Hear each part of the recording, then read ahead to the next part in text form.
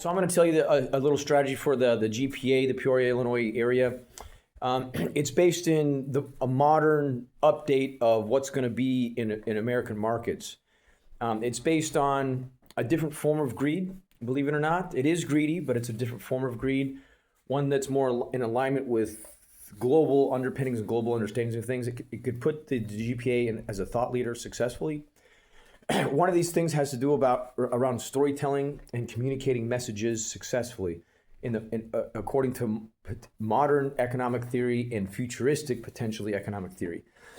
In other words, as global powers and global companies become more competitive, increasingly competitive, the option for some companies to survive may be modified slightly. In other words, if like a shop closes or puts its shop on pause for like 6 months or whatever, and then re-engages in a company, as long as they made iterative process and progress through research and development and other things in the time that they were quote unquote on pause, then the likelihood for the increased valuation over the next few years there's a high correlation there.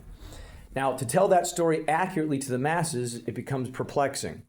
One of the things that's extremely important is to maintain what's called the Peoria Journal-Star. I used to be a paperboy for that Journal-Star when I was a young lad. There aren't really any reputable news publications. You have Washington Post, New York Times, LA Times, Chicago Times, the Florida Gazette, to a lesser degree, Las Vegas Review Journal. So what this does is that with a highly reputable online and offline process for media, it informs the population successfully of telling your own story, because we know what happened, I know what happened, but other people, other juggernauts of media and markets may not want to believe, or they may have other nefarious purposes or whatever, or maybe they're just in it for the money and not necessarily for a level of accuracies. So that's my meager opinion.